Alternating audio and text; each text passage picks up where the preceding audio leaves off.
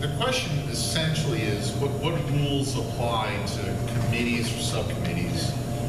And the question is in the context of school boards, but everyone has committees.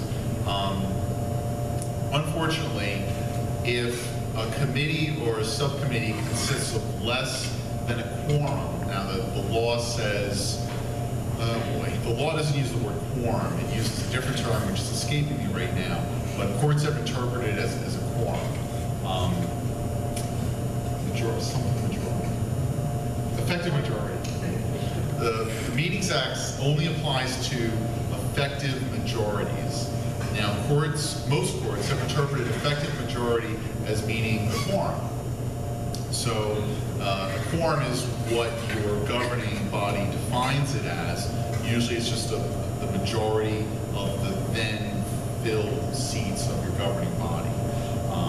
So, if you have a committee that consists of less than a quorum, the Meetings Act doesn't apply at all, unless that committee is specifically authorized by law to spend funds. Because I think that if that committee is specifically empowered to spend funds, then it itself becomes a public agency within the meaning of the Act. However, if it's a committee that's advisory, there to make recommendations, then you're just dealing with the Records Act. So unfortunately, if the Meetings Act doesn't apply, then they wouldn't be required to create minutes. They wouldn't be required to give you notice. They wouldn't be required to do agendas.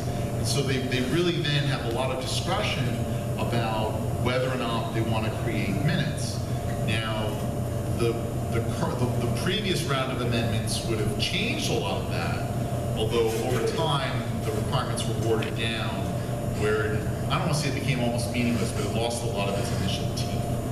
But they never passed anyway, so you're still in a world where the Meetings Act doesn't apply at all to committees or subcommittees. So then it's only a question of, well, how does OPRA play into it? I think that if the committee or subcommittee, if they're creating records, if they're making audio and video recordings, if those are all done in the ordinary course of their business, then they're all subject to OPRA.